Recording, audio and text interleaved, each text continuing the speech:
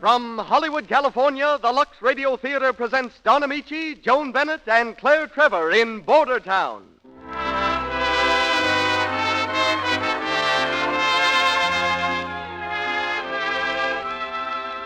Lux presents Hollywood. Bordertown is the drama of a man's desperate search for power and position, and of the part two women play in his life. Filmed by Warner Brothers, Bordertown stars Don Ameche, Joan Bennett, and Claire Trevor. H.B. Kaltenborn, celebrated commentator, is our special guest. Louis Silvers directs our music. But before Mr. DeMille introduces our stars, here's a piece of news. Listen to it coming over the telegraph wires. Lux Radio Theatre, Hollywood.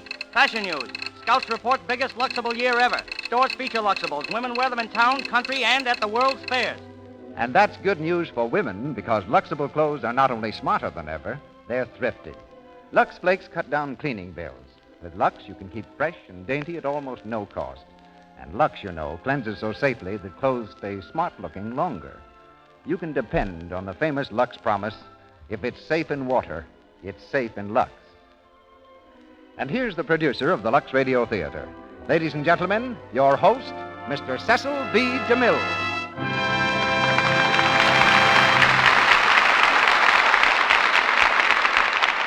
Greetings from Hollywood, ladies and gentlemen, and my thanks for the many letters that have been coming to me this past week. You may remember that last Monday I answered a woman's question as to how she could show her appreciation of the Lux Radio Theatre. My reply was, buy the products behind the Lux Radio Theatre, Lux Flakes and Lux Toilet Soap. Many of your letters since then have told me of your loyalty and continuing purchases of these products. Both for their own sake and for the sake of the entertainment, they make it possible to bring you each Monday night. Thank you for this friendly response. Some 200 miles southeast of Los Angeles, just over the Mexican line, is the border town of our play. In such towns, you'll find many men and women who've chosen to forget the past. One of these men, who fled the world he had known to start life again in a border town, is the subject of our play, which brings a brilliant trio to us: Don Ameche, Joan Bennett, and Claire Trevor. No other group of stars more perfectly illustrates the manner in which the entire country has contributed to Hollywood. Wisconsin sent us Don Ameche, who started out to study law and became an actor when the leading man in a stock company broke an arm. Don's new 20th Century Fox picture is Hollywood Cavalcade. And recently, for the third successive year, he won the poll conducted by Radio Guide magazine for the best radio actor. This is the same poll in which the Lux Radio Theatre was named the best dramatic program. And tonight in Bordertown, we also have the actress who received top honors, Claire Trevor.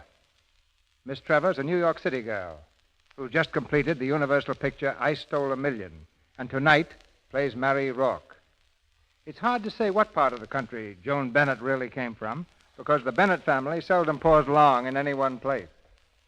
We do know, however, that she was born in New Jersey and inherited her dramatic ability from so many generations of actors that certain humorous historians have asserted that the Bennetts invented the theater. She's here from the Hal Roach studio, where she's starring in The Housekeeper's Daughter, and will now be heard as Dale Elwell, while Don Ameche is Johnny Ramirez.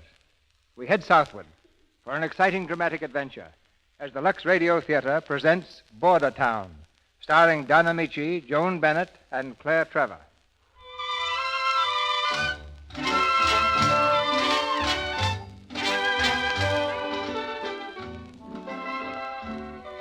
The Mexican Quarter in the city of Los Angeles. It's a warm spring night, and in the picturesque plaza, swarthy merchants struggle to entice tourists to their native wares. At the edge of the quarter stands a shabby office building. There are lights on the second floor, where the graduation exercises are being held in the Pacific Night Law School. The hot room is crowded with students and parents, whose faces reveal half a dozen different nationalities. Poverty alone seems to unite them. Poverty and the booming voice of the guest speaker, the Honorable J. Rufus Barneswell, who is just concluding the final oration to the graduates. Your applause should be not for me, but for these young men. For such young men as one whose whose history I happen to know. What does he mean? It is Johnny. I reveal no secret when I say this young man was the tough guy of a tough neighborhood. This boy solved his own problem. Toiling at the hardest manual labor by day, he studied by night until his courage and ambition brought him to the point at which he now stands. That young man, my friends, is Johnny Ramirez. Such nice things you say. Oh, Mrs. Ramirez. Well, you should be very proud of Johnny tonight. Oh, I am, Senor Judge. And excuse me, he was not bad boy, Excellencio. Only one little bit wild, maybe. We have party for Johnny now. We poor people, but maybe you come, eh? Yeah, how about it, Your Honor? Well, I don't know, Johnny. Judge Bonswell, if you're going to make that other appointment tonight, you'd better hurry. Oh, yes, Dave. Well, good night, Mrs. Ramirez. Adios. And, Johnny. Yes? Don't forget, boy, you're not a lawyer yet. There's still a bar examination, you know, and they're making them pretty tough these days. Ah, I'm not scared, Judge. Remember what you said about me? I'm still pretty tough, too. That's right. Good luck, Johnny. Come on, Dave. Thanks for getting me out of here. You know, this thing sort of got me tonight. Carried away by your own oratory, Judge. You shouldn't be. It's practically the same speech you made at the Sons of Denmark barbecue. Yeah, just the same, it's rather pathetic, you know. They ought to stamp out these quack law schools. Why, it's worse than swindling. What chance have these young foreigners got when college graduates with social position, money, and every possible break are starving to death as lawyers? It's better than starving to death as farmers. I wonder. At least they'd be happy. Why should they be educated to want things that they can't have? Educated into unhappiness. You take that Johnny Ramirez chap. Let's take a cab instead. You get me depressed, Judge. Johnny Ramirez, the kid I once sent to reform school.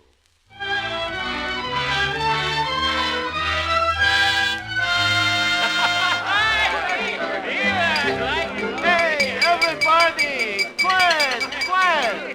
Quiet! The padre has something to tell us. A toast to Johnny Ramirez, no? Long life and success and happiness to our young lawyer and host. Johnny will make a speech if he wants to make a speech, eh, Johnny? Well, Mamacita, maybe I do. Thanks, everybody, and all I've got to say is this.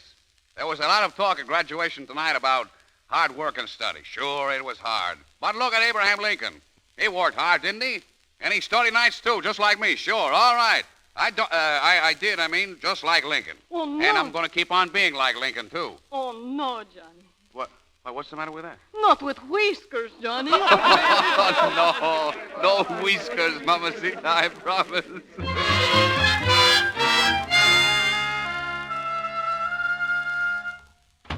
Padre, sit down, Padre. Oh, so good to see you. Thank you, Mrs. Ramirez. Where is Johnny? My fine lawyer, what you think he do? Come, you look. There is Juanito out in the dirt, planting onions. Out in the dirt, planting onions. Hey, you lawyer Sometimes man. I think that's where he belongs. Oh, you lawyer man, Juanito. The padre comes to see you and you plant onions. Padre? Oh, excuse me. I'll be right in. No, I'll be right out. That is good work, Johnny. I should not interrupt. Well, here is my case. If I win it, Padre, a case of onions. It goes slowly, eh? Yeah, doesn't go at all. But I hear you have many clients. Yeah, plenty of clients and no fees. In the last month, I collected $2. You're helping your own people, Johnny. There's a greater satisfaction in that. Oh, it's not the money I care about, Padre, but I'm not getting any place. Your chance will come, Johnny. Patience is one of the virtues of our people. Johnny, you got to help me. Oh, good day, Padre. Well, you've been hurt. Oh, I just now come from hospital. I come straight to Johnny. Oh, I got mucho trouble, Johnny. Well, what happened, Manuel? Oh, this morning I go to market to buy vegetables. I go early, 3, 4 o'clock this morning. Oh, Johnny. Go on. Well, I buy vegetable like every day. I get in my truck to come back. All of a sudden, big, shiny car come around the corner fast like anything, and she's way on the wrong side of the street, Johnny. Well, did it stop? Oh, that's it, Johnny. We both stopped. Bang! My truck, she's all busted up in little pieces. Spinach, tomatoes, everything is all over the street. And me too, Johnny. Well, who hit you? Did you get the license number? It's a very nice lady. She was driving the car. The man's not so nice. I think maybe both have a little too much vino. I say, my poor automobile, what I do? Lady say, here's some money. Man say, no, give him nothing. Then they go away. Someone take me to hospital. Well, did the man see who they were? Did he get their number? I don't know. Oh, Johnny, the lady give me card. She say I sue her. What she mean, Johnny, sue? Where's the car? Where? Here, Johnny, you keep. I know one card. I want poor old truck. Well, Johnny, Dale Elwell, 2021 Bel Air. Oh, that's a classy section. You fix my truck, Johnny. You good mechanic. I'll fix your truck, Manuel, in a courtroom. And if I don't, then I've wasted 5 years studying law. Dale Elwell, 2021 Bel Air.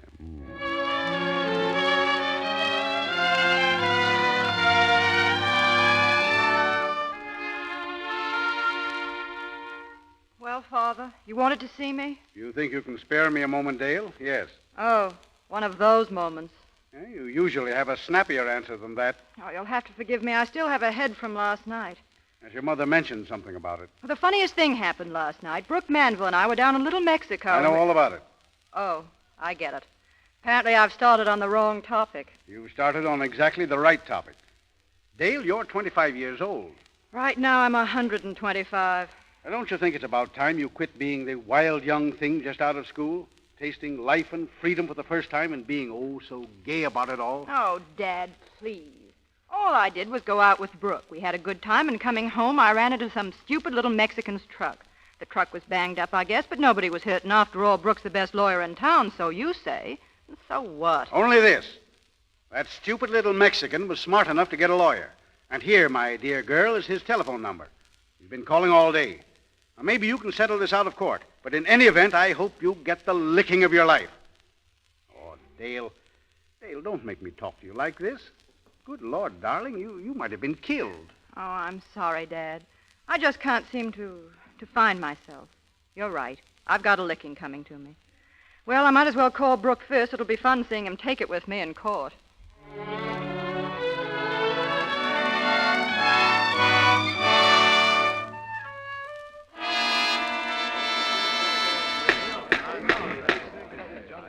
You may continue, Mr. Ramirez. And not only that, Your Honor, but I have also found out that the defendant, Miss Dale Elwell, has had so many automobile accidents that no insurance company will accept her as a risk. I object, Your Honor. Objection sustained, Mr. Manville. Well, can't I state... Mr. Ramirez, the court realizes what the counsel is trying to do. Counsel should realize that this is not a law school, and that he should not come before it without proper preparation of his case. Okay, Your Honor, then I'll move on to another point. At the time of this accident, the defendant had been drinking. In fact, she was probably I object. The allegation so presumptuously advanced by my learned opponent is no part of the complaint. Objection sustained. How can I present my case when he keeps objecting? I object. For 2 hours, you've been objecting to everything I've had to say. Is that your way of being a lawyer, squawking I object like a parrot? I object, if Your Honor, please. Objection sustained. Don't you want to hear the truth? Don't you want to see justice done? Don't you realize that this poor old man's truck was wrecked? His living taken away by a spoiled dame who thinks she can get away with murder just because her old man is rich? What is more important to this court? A lot of legal technicalities or the truth? This court is interested in the truth. But permit me to point out, Mr. Ramirez, that in failing to prepare your case properly, you have failed in your duty to your client. Not only that, but you have been in contempt of court, for which I fine you $25. The court dismisses the case before it because of insufficient evidence. This court will open again at 2 o'clock this afternoon. Clear the courtroom, please. Well, Dale, that's that. You're a free woman again. Thank your lucky stars for a good lawyer. And a bad one. Oh, look at him. I feel rather sorry for him, Brooke. He tried so hard. I know. It's tough at that. But there's hundreds of them. They go to some half-baked law school, work like dogs, and when they get through... Wait here a minute, Brooke. Oh, Mr. Ramirez. What do you want? Perhaps you won't believe it, but I'd like to help your client get his truck fixed. We didn't come here for pity. Oh, that's not it. You convinced me, you see, even if the judge was stubborn. So please let me... Here, this should cover everything. Oh, that's swell of you after I couldn't make you do it. Just a minute, Dale. Don't be a fool. If you give him money, you admit responsibility, and he can still bring criminal charges. Would you do that? Of course not. Promise? Sure. As your attorney, Dale, I won't permit it. Don't worry, Brooke. He just said he wouldn't. Dale, what good's a promise from a cheap shyster? He'll be blackmailing you for the rest Listen, you beat me in one kind of fight, but not in this kind. Hey, what do you think you are? Go ahead. Grab that man. Mandel, are you hurt? No, I'm not hurt. Ramirez, this is the last time you'll appear in court except as a defendant. Officer. Yes, sir? Will you be good enough to ask the judge if Mr. Ramirez and I may see him in his chambers immediately? Sure. Come on, you. You ain't bawling me out just because I smacked this big windbag. It's just because you don't want a guy like me who comes from where I do to get a break, that's all. It's not what you are or where you come from. It's you, Ramirez. You're a ruffian at heart. You're cheap, brutal. You'd be that in any country in the world. Is that all? That's all. Except that I'm afraid that your legal career is just about ended. You mean that they disbar me? I'm afraid so, Mr. Ramirez. Oh, but, Judge, listen, please. All I did was lose my temper. That won't happen again. Look, I've worked like a dog. I've studied for over 5 years. Please, give me a chance. My mother will... Gee, Your Honor, don't you understand? I'm sorry, but when the grievance committee of the Bar Association asks my opinion, there's only one thing I can do. Good morning, Mr. Ramirez.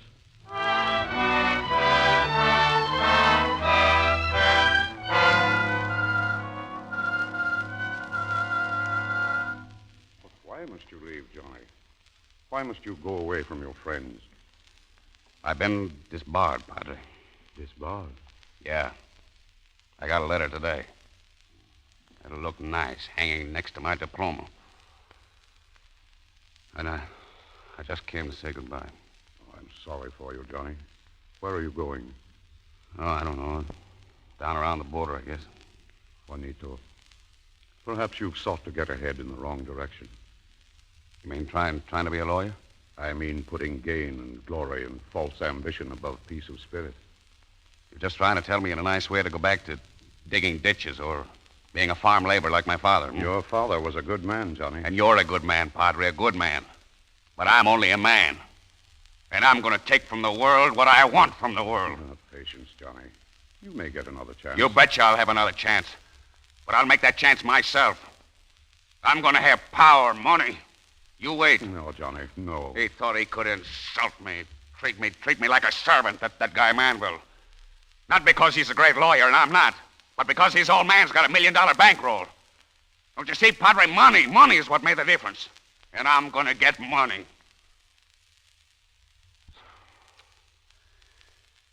Goodbye, Padre. If you can, kind of explain things to my mother. Si, Juanito. Adios. Juanito.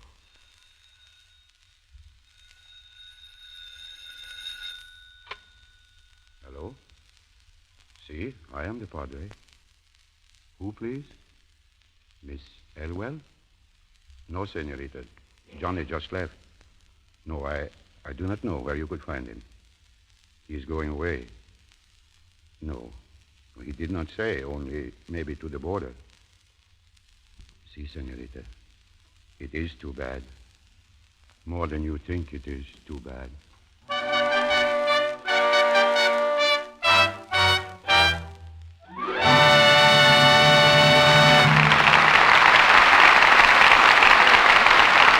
Just heard Act One of Bordertown with Don Ameche, Joan Bennett, and Claire Trevor.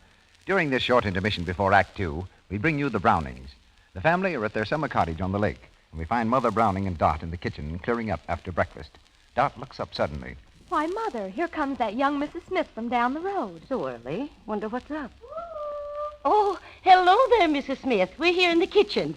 Come right in. Oh, good morning, Mrs. Browning. Dot. Hello. Would you mind awfully if I borrowed some soap? I've run out and I've got a dreadful stack of dishes to do. Why, of course. Dot, give Mrs. Smith a cupful of Lux Flakes. That'll last for days. Goodness, you don't use Lux for your dishes, do you? Oh, yes, always. But isn't it expensive? Oh, not at all. You see, it takes only a tiny bit of Lux to make a lot of suds. Oh, but I don't... Oh, here, look. I'll pour just a tiny bit of Lux Flakes into the dishpan right now, and you can see for yourself. Now, see all the suds as soon as I turn on the water? My goodness, what a lot of suds. Mm-hmm. Oh, and aren't they lovely? I'd just like to get my hands into them. They feel grand. Lux is real kind to your hands. Well, I'd like to use Lux for my dishes, but... And you can for almost nothing. Let me tell you, you can do your dishes for a whole day with about, a penny's worth of Lux. It's silly to bother with slow soaps and harsh soaps that spoil your hands. Good gracious, I should say it is. Well, I'm going to use Lux from now on. Mrs. Browning is right. You need only about a penny's worth of Lux Flakes to do your dishes for a whole day. If the water is hard, a little extra Lux softens it and gives you an abundance of suds. Think of that. A penny a day for your dishes. And think what you're getting. Lux works fast, and it's kind to your hands. Every woman wants pretty hands.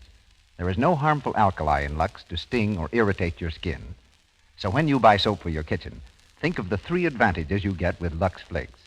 It's speedy, it's thrifty, and it saves your hands.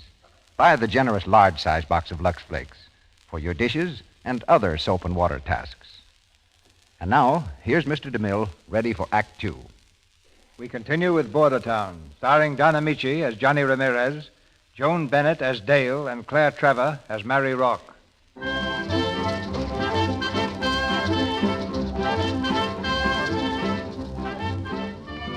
A little Mexican town just across the border. It's a busy night at the Silver Slipper, a gambling palace now enjoying a sudden wave of popularity. At one of the tables sits Charlie Rourke, the fat and jovial owner of the club.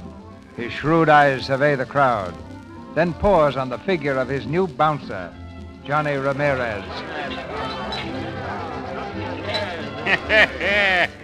Look at that Johnny work, would you? Day and night. He puts in hours that'd kill a horse. Yeah, what's the matter with him, Nuts? Say, that's the smartest kid that ever worked for me. He's busting with ambition. Keeps telling me how he's going to get rich. Being a bouncer? Hey, Charlie, ain't that the missus heading this way? What? Yeah.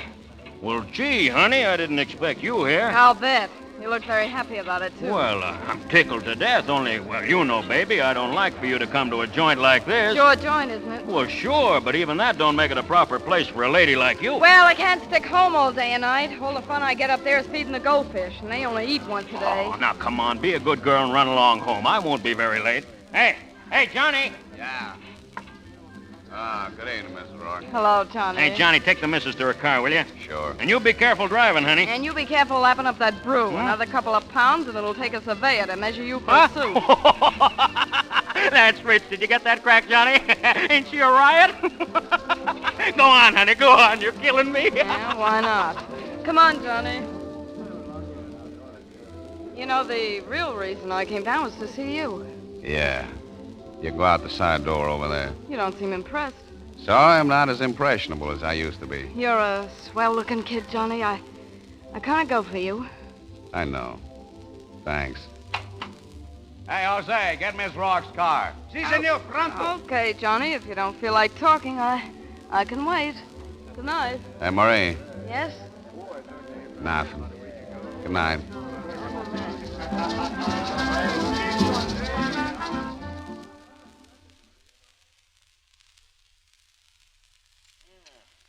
Everybody out, Johnny? Yeah.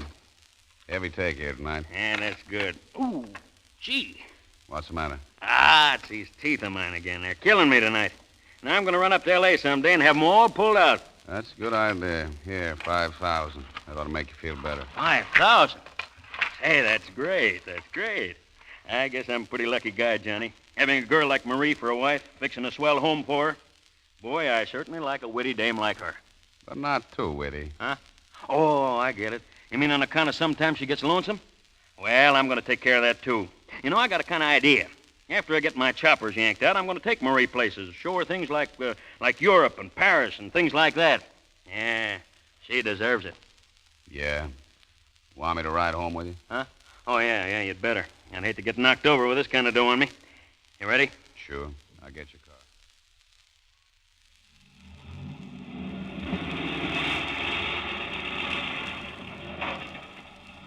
I'll open the garage door for you, Charlie. Open what door? Say, you don't know nothing, Johnny. Watch this. Say, the doors open themselves. Automatic garage, huh? Yeah, it's the latest gag. You see those posts on each side of the driveway? Yeah? That's what they call an electric eye. It opens and closes the door just like it got paid for it. When you walk out of the garage, you pass this here electric eye and it shuts the door again. That must have cost quite a chunk, huh? Well, sure. Sure it did. But nothing's too good for Charlie Rourke's wife, see? Nothing. Yeah, Charlie, that's right. Oh, come on in, Johnny. Say hello to the little woman, huh? Hiya, baby. You waiting up, huh? Yeah, surprised again? Oh, Johnny, check this door in the safe, will you? Okay. Say, honey, as long as you're up and Johnny's here, I'll throw you a mess of flapjacks, huh? And boy, can I make 'em. Can I, Marie? Boy, can you make flapjacks. What a dame. What a dame. Stick around, Johnny. Yeah, stick around, Johnny. You'll probably be here for hours. Bought a lot of new furniture, Uh-huh. Pretty swell. Oh, it's not so bad. Why not drop over some afternoon for cocktails? Thanks, but I don't drink. Oh, no bad habits at all. None I can't handle. I wonder. How have you been since I saw you last? You mean tonight? Mm-hmm. I'm just the same. I'm just the same, too. Maybe a little more so. Listen, baby. I get this straight. I go for you. I go for you plenty. But Charlie... Oh, Charlie. Being the faithful employee, huh? It ain't because Charlie's my pal. Being pals don't count when there's a dame. Wouldn't I be a prize chump to take a chance of losing my job just when I'm getting ahead, putting aside some dough? So it's money, eh? I'm glad you told me. You bet it's money. And it's going to be a lot of money and all that goes with it. Before I'm through, I'll pile up a roll that'll make 'em put out the carpet for me in any bank. And if you think I'm going to risk all that, baby, just to hold hands with some good-looking doll, you're crazy. I think I like your eyes best, Johnny, when you're mad like this. Good night, Mrs. Rourke. Like a drink first? Remember, I don't drink. Oh, you seem to be in a big hurry to get out, Johnny. You're not very complimentary. Mrs. Rourke, that's the best compliment I could pay you. Good night.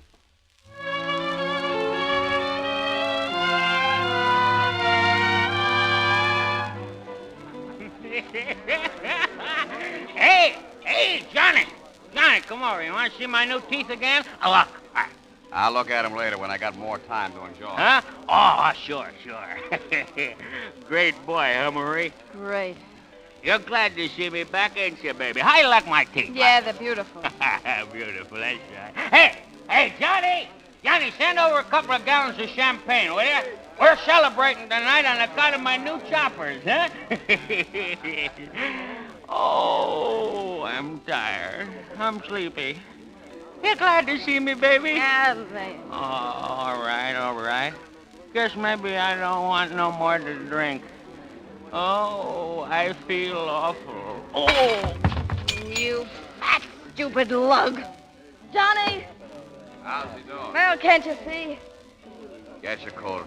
I better drive him home. Oh, just take him to the car. I'll drive myself. Okay, come on.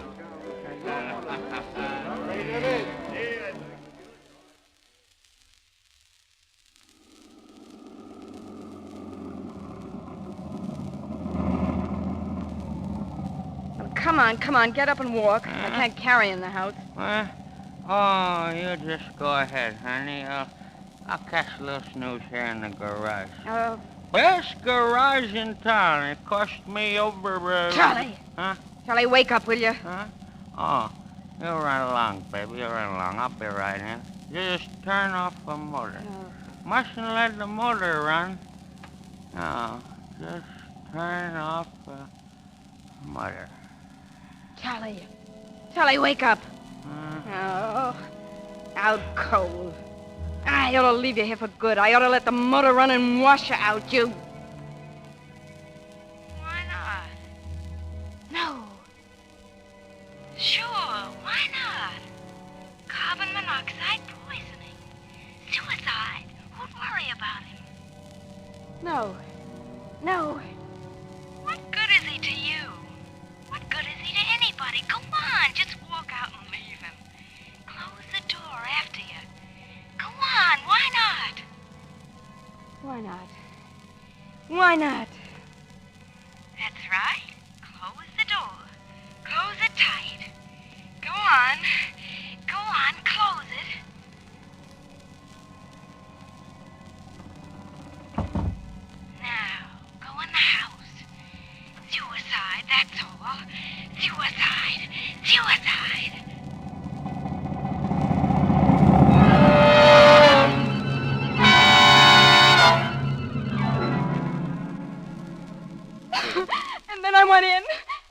him in the car. Oh, it's awful. He wanted so much to live. He had everything to live for. Try to be calm, please, Mrs. Rock. I'm not questioning you. This is just a formality the police must observe. Well, it's all been so sudden and terrible. He'd been drinking, you There are see. sufficient witnesses to that fact? Yeah, naturally I couldn't get such a heavy man out of the car. Besides, it had happened before, him drinking, I mean. But other times he woke up when he got sober and came into the house. But this time... Mrs. Rock, please This try time to... he must have woke up still drunk and started the car. It's all quite evident. Accidental death, of course, by carbon monoxide poisoning. We won't trouble you any further, Mrs. Rock. Thank you. Thank you.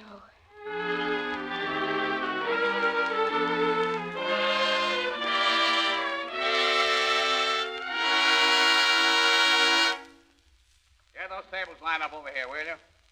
I want to see how it looks. Oh, hello, Marie. Hello. Your new place all ready for business? Yeah, sure, pretty near. Looks swell, huh? Oh, yeah. Lots of luck, Johnny. Oh, thanks, Marie. You've been a big help. I've been meaning to tell you. Oh, forget it. You've been swell taking care of things these last 3 months since Charlie... Marie, what's the use kidding ourselves? You know, You what, Johnny? You know what I'm talking about. There's nothing to stop me now. Nothing to stop us. You're mine now, Marie. Do you get that? You're mine. Yes, Johnny. Forever. It's a long time. We're going to get married. Because I love you. Because I'll always want you. You won't get tired of me, Johnny. Not as long as I got a bankroll, and I got one. I can make my own money. I can help you make more. Johnny! You win, Marie. Yeah, I wonder how it'll seem being married.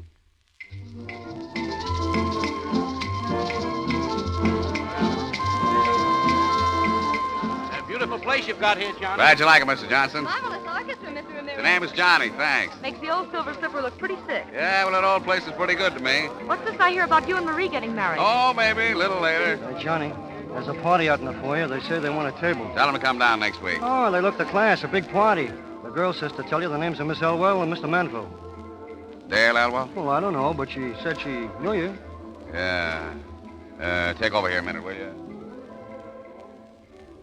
Hello, Mr. Ramirez. Well, a couple of old friends. I forgot to make a reservation. Miss Elwell and Mr. Brook Manville. We saw your name outside. Yeah, you still want to stay? I suppose we can get a table? Oh, I suppose so, as a special favor to old friends. Hey, Dominique, get that table out of my office. Put it there in the corner, will you? See, Johnny. He'll seat you. But I like personal service. Come along, Savage. Savage, huh? It's a pity to waste such grand music.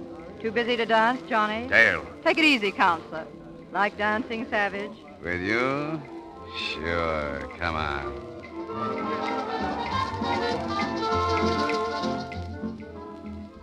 Do you dance this well with everybody? Well, we just try to please the customers. Oh, so I'm just another customer to you. Oh, no. You know, the last time I saw you, I took a poke at your boyfriend. That threw me into this business where I'm making plenty of dough. And now I see you on the opening night of my place. What you are is good luck. Better not lose track of me, then. Nah, I'm not going to. No more. Hey, Johnny. Yeah, what? Mrs. Walker's here. She's pretty mad. Okay. Miss Elwell, I got something to attend to. Excuse me, will you? If you promise me another dance.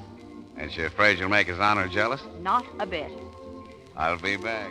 Dale, come and sit down, will you? Amusing, isn't it? That type of thug may not be so amusing if he gets serious. I imagine he could be a little dangerous. If he couldn't, he's going to be an awful disappointment to me. Hello, Marie. I thought you were going to call for me. What's the idea? Keep me waiting for 2 hours. Well, if you want the truth, I've been so busy with everything, I forgot. Oh, so you forgot. You didn't forget to make a play for that dame. I saw you dancing. Yeah? Well, stay around, baby. You'll see me dancing some more right now. Johnny! Hang around, Marie. I'll see you later.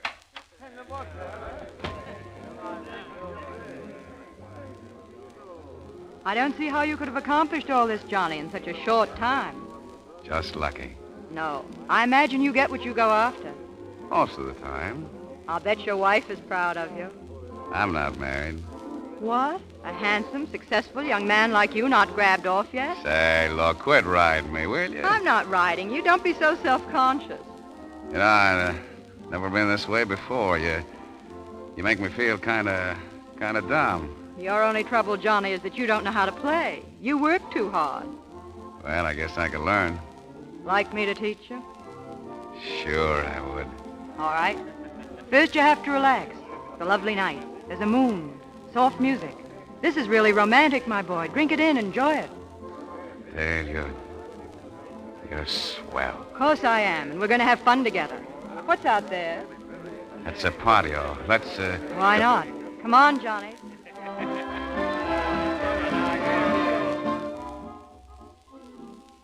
See? You're improving already. Now, don't you feel nice and calm? No.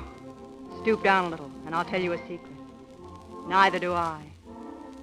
Dale, I... Take it easy. We've got company. We got... Oh, hello, Marie. Meet Miss Elwell. This is Mrs. Rourke. How do you do, Miss Elwell? So pleased, Mrs. Rourke. Lovely patio, isn't it? Yeah, I'm glad you like it. Johnny and I planned it for so long. We're really tickled to death with everything. Oh, we? Marie, What's the matter, Johnny? Haven't you told Miss Elwell? Yeah, you see, Johnny and I have been sort of, partners for a long time. He does most of the work, and I put up most of the money. That seems fair enough. Yeah, it's worked out very pleasantly so far, in every way. That reminds me, Marie, I've got some business to talk over with you right now. Oh, I didn't mean to break up your little chat. Come on, in the office. What are you trying to do, make a sap out of me? You do all right without my help. Sneaking down there and spying on All me. right, so I'm spying on you. One look at her and one look at you, and I've got the whole setup. Calling in when I'm talking to a lady. Look what wants to talk to ladies. Looks what thinks he's a gentleman. You're a barroom bouncer, and you'll always be one. All right, Marie. That's enough. If it wasn't for me, you'd still be rolling the drunk side of the silver slipper. I made you rich. I put those swell clothes on your back. And now, just because you got your neck washed, you think you're a gent. Well, nobody can make you that. You're riffraff, you and I. You belong with me, and you'll stay with me. Get that? You'll stay with me. No, I won't, Marie. I found out what I want, and I'm taking it. She hasn't I'm any moving right up. to you. You belong to me. I'm holding on to you. I did a lot of things to get you, Johnny. I even committed murder. You what?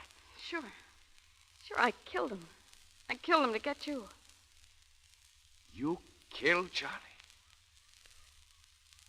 Why, it makes me sick to even look at you. Johnny, where are you going? I want to get away from you, that's all.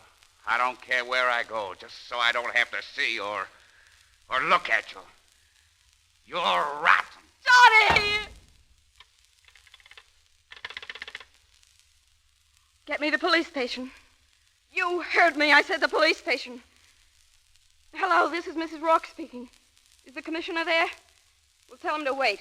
I'm coming right down. Yes, now. Just a minute, senor. I don't understand. He made me kill him. He said he'd kill me if I didn't. I was afraid of him. I had to do it. Johnny wanted the money he knew I'd get. Are you willing to sign a confession to the effect... Yes, I'll sign anything. To the effect that Johnny Ramirez forced you to kill your husband? Yes, I tell you, yes! Hernandez, get Johnny Ramirez. Make out the warrant. Murder.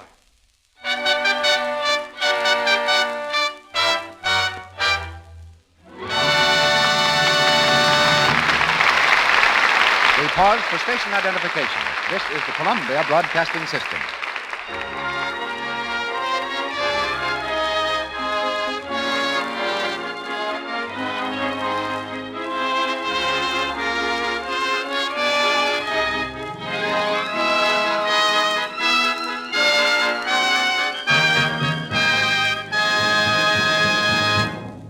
That was Act Two of Bordertown, starring Don Ameche, Joan Bennett, and Claire Trevor. During this short intermission, we present an internationally famous guest. But first, I want to demonstrate something. I have here a metronome, the kind people use when they practice on the piano. Listen to it now. Now listen to it.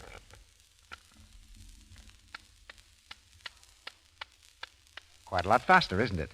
In fact, it's 4 times as fast. And that's the difference between Lux Flakes and a cake of soap in your dishpan. Lux dissolves 4 times as fast. Cake soaps are so slow. Remember, until a soap goes into suds, it can't clean at all. It seems foolish, doesn't it, to wash dishes such an old-fashioned way, especially when you can use Lux for all your dishwashing so inexpensively. And think of this. Lux Flakes are as gentle to your hands as the finest toilet soap. A little Lux goes so far and makes such wonderful suds that it's truly thrifty. Better start using Lux for your breakfast dishes tomorrow morning. Remember, it's speedy, it's safe, and it saves your hands. Here's Mr. DeMille. Tomorrow is the 4th of July, and it's a remarkable 4th. For it was just a few weeks ago that we welcomed joyfully the visit of the monarchs of that country of which we declared our independence 163 years ago. I've asked as our guest of the evening Mr. H.V. Kaltenborn, who during the last 10 eventful years has reported to the people of this continent the happenings of the world over the Columbia Network. 3 years ago, he was the first man to broadcast from a battlefield when he carried his microphone to a haystack in Spain and described the battle raging about him. Last September, his reporting of the European crisis became a journalistic classic. Because of Mr. Kaltenborn's worldwide experience and vision, he's particularly well qualified to bring home to us the significance of tomorrow's anniversary. The Lux Radio Theatre welcomes H.V. Kaltenborn, speaking from New York City. Good evening, everybody. The play to which we are listening reminds us that people from border towns all over the world have found a home in America. And tomorrow, their sons and daughters here in their land of adoption will join in celebrating our common heritage of freedom. The 4th of July is the birthday of the United States. It is a happy custom to celebrate birthdays with gifts to the celebrant. Let us therefore pause for a moment and ask ourselves, what gift can I make to my country? What does it need that I can supply? How can I express my thanks for what it gives to me? Surely every American citizen is now conscious of certain blessings which he enjoys. In Europe, Asia, and Africa, war and rumors of war abound. Throughout most of Europe, national energies are concentrated almost exclusively on preparation for war. The fine arts, the pursuit of knowledge, science, literature, recreation, even religion are subordinated to the state's demand for fighting men and war machines. We, too, are preparing, but here we are still able to spare time and money for those things that give value and meaning to human life. We can afford leisure to enjoy radio plays and outdoor sports. We have no military conscription, and we are happy to remember that with our good neighbor Canada, we possess the world's longest unfortified frontier. In 1 year, 1939, we can have 2 successful World's Fairs on our Atlantic and Pacific shores. Best of all, we can still afford the priceless luxury of freedom. We are still strong enough to grant freedom even to those who would use it only to destroy it. But we must be on our guard. There are those among us who despise liberty, even as they use it to achieve their foul ends. Let us mark these men and know them for what they are. They are easily recognized. In a land of religious freedom, they attack freedom for a religion they dislike. In a land of racial tolerance, they are intolerant of every race to which they do not belong. In a land of free speech, they would mob and silence those with whom they disagree. Their number is small, but an easygoing, generous people sometimes permits a rabid minority to assume great power. Let us resolve, therefore, on the birthday of American freedom to conserve that freedom. Each one of us can bring a precious birthday gift to the altar of our country. Whenever and wherever you hear men preach hatred or intolerance, speak out against it. Remember, silence gives consent. It is the right, nay, it is the duty of every American to speak out boldly for the ideals of human freedom whenever and wherever they are challenged. By so doing, we of the New World will keep alight the torch of liberty in the troubled days that lie ahead.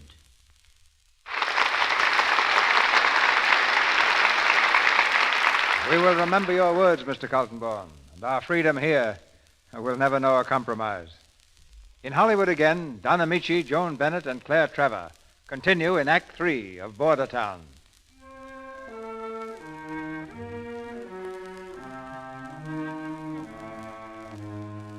It's 3 weeks later. arrested for the murder of Charles Rock. Johnny's in the Mexican jail, calmly awaiting trial. He's just finishing a letter to Dale Elwell. Something seems to puzzle him, and he calls a guard.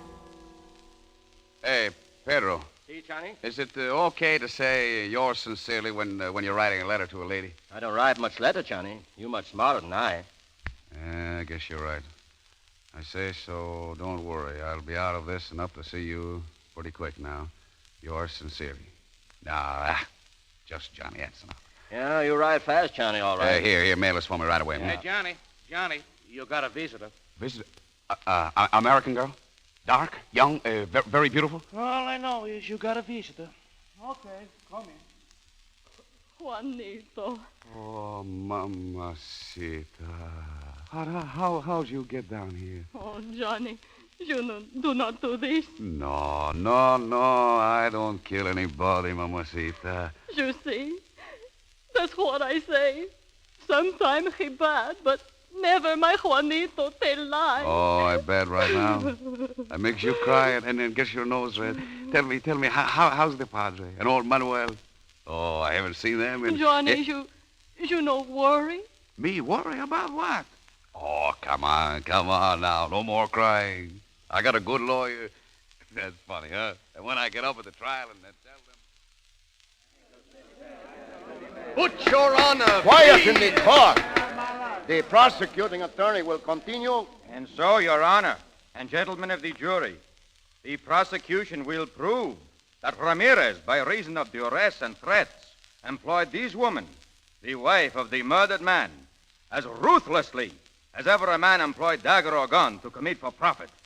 A brutal, cold-blooded, preconceived murder. And now, with Your Honor's permission, I call my first witness, Mary Rock. Mrs. Rock, just how long before the death of Charles Rock were you acquainted with the defendant, Johnny Ramirez? Well? 8 months. Where did you first meet him? Is there anything wrong? I repeat, Mrs. Rock, where did you first meet the defendant? You will answer the question, please. He had so much to live for. I see him now. He's laughing at me. Every night I've seen him. He tells everybody what I did. No one will let me alone. They stare at me. No! I did it! I killed him! He was fat! Fat like a pig! Dead! Dead! Your Honor, I move to dismiss this case on the ground that the sole witness for the prosecution, Marie Rourke, is obviously insane.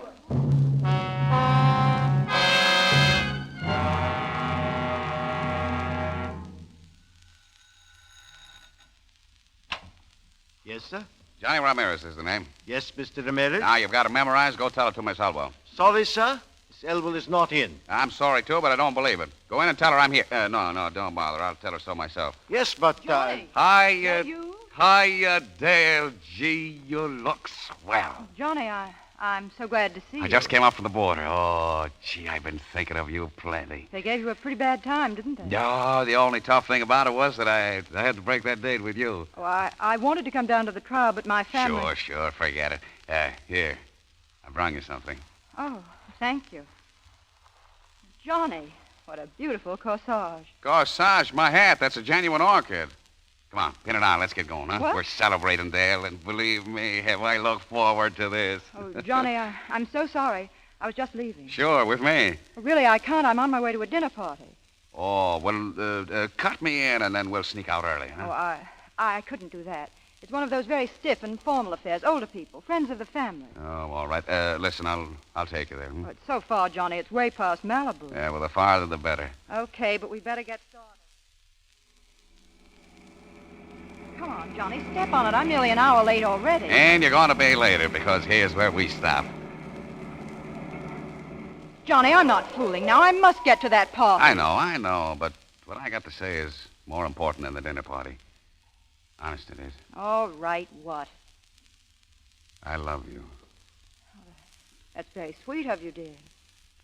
When I first saw you that day in court, I wouldn't have had the right to say it. I was busted. I didn't amount to nothing. And now I've got dough. Lots of it, and plans to make more. All the work and everything was worth it just to be able to tell you this. That's a lovely compliment. You're class. Real class. Something a guy can love and respect. And I do, Dale. I want to marry you. Johnny, you're being romantic, and that's out of character. Listen, I'm serious. You can't be. Why, marriage isn't for us even to talk about. It's for me to talk about. I love you. I'm asking you to marry me. That's out of the question, Johnny. You must understand that. No, I don't understand. Why? Because you belong to a different tribe, Savage. A different tribe, huh? You mean... I mean there's such a thing as equality. Now, please, don't be annoying. Equality. Why didn't you say that the first time I kissed you? You treated me plenty like an equal then. You made a play for me, and because I thought you was decent and swell, I believed it meant you loved me. Let go of me, Johnny. Johnny! Oh, I can't hurt you. You can't feel nothing except some 10-cent thrill that gives you a kick. And after you have your kick, you think you can wash yourself up by saying you're better than other people. But I'm Johnny Ramirez, see, and that stuff don't go with me. Let go of me, you filthy brute. Let Why, go. I'll let go, but I... Dale, come back. Come back here, come back. Dale, I won't hurt you. There's a car coming. For God's sake, look out! Dale! Dale!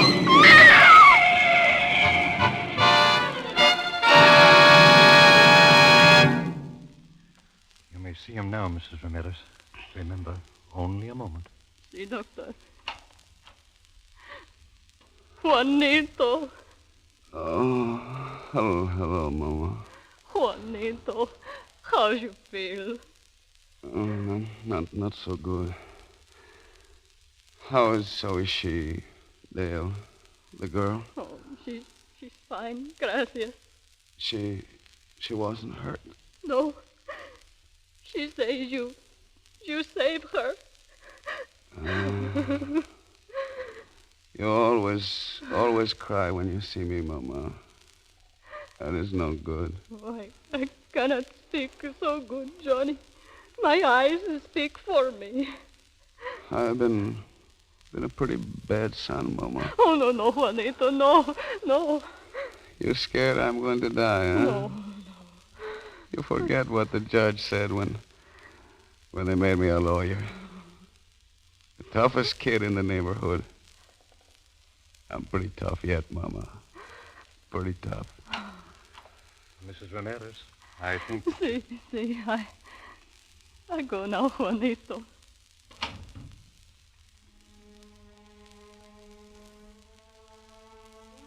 You know, dear God, I don't remember my prayers very well. I've been no good. But it's all right. Now I know what's wrong. She was right, God. A different tribe. God help me. Johnny Ramirez needs help. Not much, but a little. I don't want money no more. From now on, all I want is to be happy. I think I know what that means. Johnny. Dale. Every time you see me, I make a bigger fool of myself. Me praying. Oh, Johnny. I didn't think you knew how to cry. Neither did I. Thank you for teaching me, Johnny. You're not mad at me? No, Johnny. I'm not mad. You forgive me? Oh, yes. If there was anything to forgive you for, I'm the one. Look, Dale. You marry that Manville guy. He's okay. If he'll have me. You'll come to my opening? You and him together? Another one, Johnny. Oh, much better place, Dale. Much bigger, too. 500,000 acre. Yes, Johnny. You need new clothes for this one. Overalls. Overalls? Yes. My father was a farmer. He was a pretty good farmer. Maybe I'll be a pretty good farmer, too.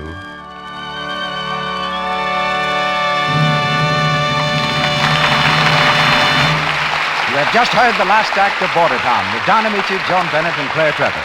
In a moment, our stars return for their curtain calls. But first, I'd like to remind you that in the summertime, more than ever, people notice your hands. If they're rough and red, they show up terribly with light-colored summer dresses and short sleeves. They wreck the looks of your costume and cause you embarrassing moments. Now, summer hands are busy hands, and they need special help. Help in the dishpan, for instance. The kind of help you get with Lux Flakes. You wouldn't dream of washing your hands with a harsh kitchen soap, would you? Then why plunge your hands 3 times a day into a dishpan full of strong suds that sting and bite your skin? That's foolish when Lux Flakes are so gentle as the finest toilet soap. They help your hands stay soft and smooth. Lux has none of the harmful alkali found in harsh soaps. And you need only about a penny's worth to do your dishes for a whole day. In hard water, a little extra Lux softens the water and gives an abundance of suds.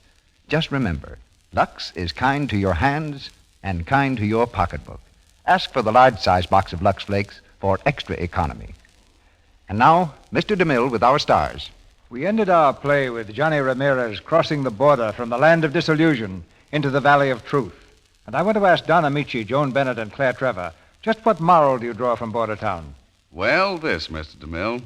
You can't be happy unless you found the thing you really want to do for a living. That goes for cowboys, farmers, and chemists. Is that right, Joan? Actors, too. I think it's especially true of actors.